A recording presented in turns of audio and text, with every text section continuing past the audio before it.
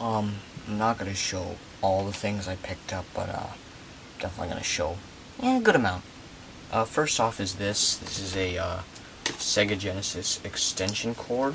Basically, you plug in the normal plug of the controller, and then you plug this into the Genesis, and you got like 6 extra feet, which is nice because that second Genesis controller I picked up recently has a relatively short cord. I do have 2 of these things, I just have 1 to show right now. So yeah, nice to have this. Definitely gonna get some controller extensions for the N64. Got 3 GameCube controllers, which is awesome. I got a purple one right here, an indigo purple one. It's the controller I've been lately playing GameCube with. It works well, it's just that, the A and B feel a little sticky when you go like this. But other than that, it works well, and I do really like this purple color. I also, from my cousin, and my cousins, I got 2 black GameCube controllers. Both work fairly well, it's just that, the B button on this one does not feel good at all. This one right here, this one feels fine though, so yeah. So now I have 6 GameCube controllers. I'll probably give like 1 away to a friend, but yeah, that's, awesome. Hold on one second. As we talk about this right here, Mario and Sonic at the Olympic Games for the DS. I'm not exactly too huge on the Mario and Sonic at the Olympic games. Like, I find a lot of the games to be, some of them have a lot of them have a steep learning curve, with a few exceptions, and at times they're not always fun, but I still get a kick out of them. But I did enjoy, where is it? I do enjoy, Mario and Sonic at the Olympic Winter Games for the Wii. Like, these are the only 2 that I have of the Olympic games. And, this one, it's alright, But I imagine the Wii version's probably a bit more exciting. And, hey, when this first came out, it was, really cool to see Mario and Sonic together. Although I think Brawl came first, I'm not entirely sure. But, yeah. It was also, $14 at EB Games. So, yeah. I guess we'll talk about some more handheld games. I got 2 original Game Boy games here. I got Aerostar, which, I got off of a friend for $5, so can't complain. And it's a shooter. It's not very fast. It's not very intense. It kind of goes at a slow pace, but I like how you can change altitude. Like you can raise yourself high or go low, but yeah. It's kind of like Vertical Force on the Virtual Boy. But it's got some really nice music. To the first stage music's pretty good. Although it really doesn't really fit a shooter, it's still good. Decent game overall. Now we got my very first Japanese Game Boy game, not just original, but any Game Boy overall. Akazuken Cha-Cha. It's based off of an anime, and I was feeling, usually when I buy some import games, sometimes I feel ballsy, yeah, let's go for a game that I won't understand, and this, yeah, you pretty much do need to understand, Japanese in order to play this, because it is an RPG. But even so, it is kind of still hard to figure out.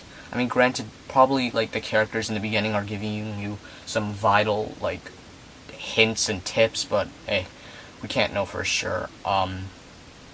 But, yeah, I'll probably, not so much a review, but make a little video about it. Now I got some Game Gear games. The first one is a import game, which is a J-League GG Pro Striker 94. Great thing about the Game Gear is that it's region free, so you don't have to do any modifications, thank God, because, fuck region locking. Region locking is fucking stupid. But anyways, the game itself is, it's pretty much soccer. It's got some cool music. You can't really understand the menus, because, it's in Japanese, so I guess you can kind of guess your way through. It's also, my first Game Gear game that actually saves, like, it has a battery in it. So, yeah. But the main reason why I wanted this is because if you notice that it comes in a bigger box, it actually comes with a link cable right here. So, you can link up 2 Game Gears. However, I only know one other person that owns a Sega Game Gear.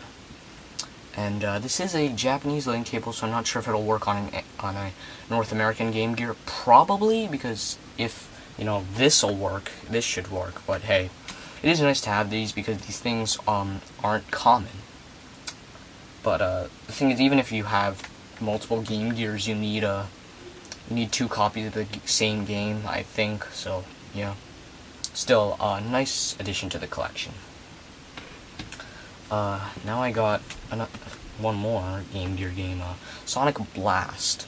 Even though I played this a lot, okay, maybe not a lot, but I played a good amount of it on Sonic Mega Collection Plus, both the original Xbox and PS2 versions.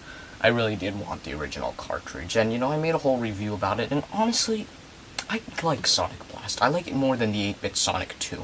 I mean, sure, I hate Blue Marine Zone and all, but, sure, the levels are short, but there's some enjoyable stuff, to be had in it. And there's much worse Sonic games out there, really. But, yeah, and like I said, I do really like the music in this game.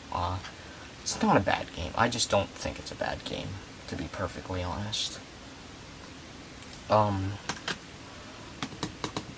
a GameCube game here. NFL QB Club 2002. Well, it says QB, like quarterback, but I guess it's really just called QB Club. But anyways, I mainly wanted this because it was like $2 at a pawn shop. Okay, I don't know if it was a pawn well, it was, a pawn shop, something like that, yeah.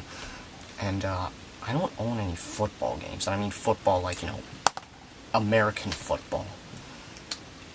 So, yeah, game itself, it's football. I don't even know how to play football, so didn't really play too much of this. Let me see how long this video is.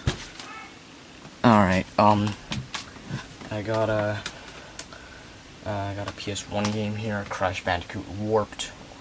This game really should have been called Crash Bandicoot 3 Warped, but hey, fans still call it Crash Bandicoot 3 Warped or Crash 3.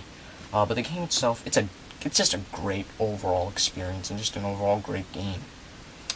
Like, what am I gonna say about it? Well, I do think collecting the box gems isn't as hard as getting the box gems in the second game.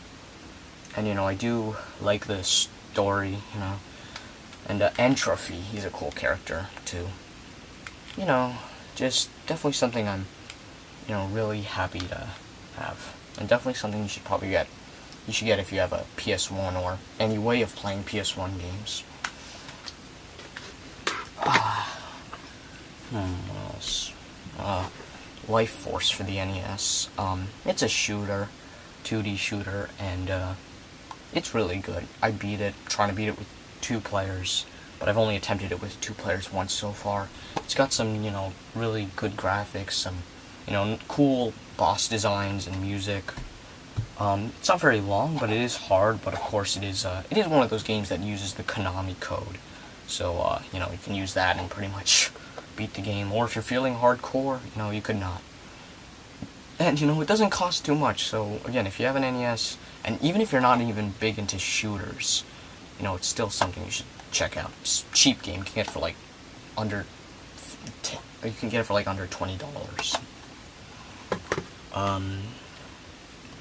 What else? Now we got some Sega Saturn games. I'm getting a lot. Oh, now I got some Sega Saturn games. I've been getting a lot of Saturn games recently. But next episode you will see a Genesis game. But like I said, this isn't everything I picked up. We got an import here, Ninpanman Maru. The thing that really caught my eye about this is Pete Dorr mentioned it in a mystery unboxing video. And I was like, wow, that really looks interesting. But at the time I saw the video, I didn't own a Saturn. But yeah, you know, it's a 3D platformer, something you don't see too often on the system. At least I don't think. And you know, it's got some really colorful graphics, some music that really fits the game. The controller really the biggest problem with it. I don't know how to explain it, but you know, it just doesn't feel precise. I mean, it's not Bubsy 3D bad controls, but it's still not good control overall. It's hard for me to recommend this game because chances are you don't own a Saturn, and if you do, good for you. I think it's a great system, and you know, of course, you need like a Game Shark or Action Replay to play it. But you know, I don't regret getting it though. It's something I've been really curious about for a while. It goes for like around $30 to $45, so it's not exactly cheap, but not too expensive, I guess. The next two, the last two that I'll show for the video, I'm really freaking happy to have. I got these both at a retro game store for a great price too.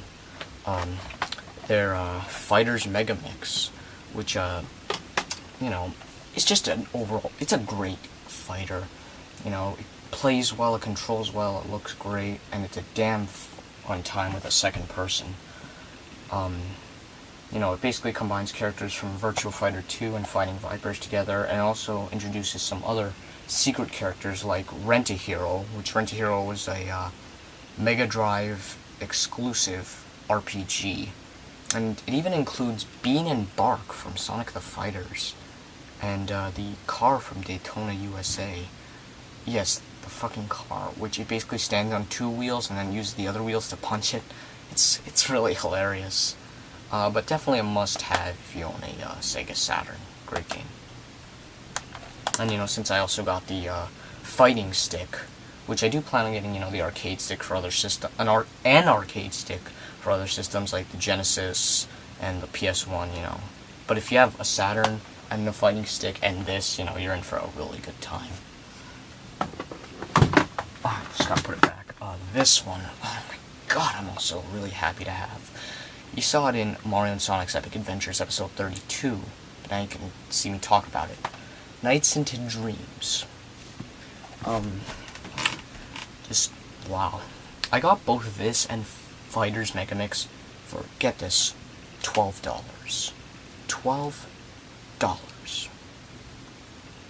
Like I mentioned before, I wanted to get a copy of this in the box, because there are versions of Nights that come in a box, and with a 3D controller that looks like, I don't know if you can see it, but it looks like a Dreamcast controller, actually. But the boxed version, you know, is pretty uncommon, and the game comes in like a jewel case. And you know, I don't really feel like displaying the entire box or the case by itself. You know, I like to remain a little consistent. So, you know, the fact that I got the long plastic case version for a good price is just awesome. And the game itself, it's great stuff. It's not my favorite Saturn game. I still prefer Bug 2. But, like, this is just a damn good time. It really needs to be a longer game. But, you know, hey. And, you know, really getting anything above, like, C, like, there's various ranks on your performance. There's, like, you know, A, B, C, D. I think there's also E and F. I'm pretty sure there is. The thing is, in order to beat the game, you have to get all C ranks or up. And getting B and A ranks is fucking impossible, honestly. I mean, yeah, I'm a noob to this game, but it's still just not an easy time overall. But it's still loads of fun. And you know, Nights really had an impact on video games. Okay, maybe not that big, but you know, it definitely has a cult following. And you know, I'd love to see another Nights game on the Wii U, PS4, Xbox One, or whatever. Okay, well, I guess we have time for one more. Sure, why not? Like I said, I still have a couple more, not too much more though. But Aero Gauge on Nintendo 64. It's a racing game, a futuristic one. It's got the graphics in this game are great, except for a few, you know, draw distant problems, and the music's pretty cool too. But like, it lacks 4 players, which is actually a bigger deal than you think, in my opinion. And, like, you know, yeah, and it also only has, like, a couple courses. And besides, the unlockable courses I don't think are too much different from the ones you already have. This ain't no F-Zero, Wipeout, or Quantum Redshift. But I mainly wanted it because it's, like, you know, $10 in the box. So why not? I mean, I kind of already knew about it because I saw Glenn Plant's review of the game. But, you know, overall, this really could have been a much better game. Alright, well, that's it for this episode.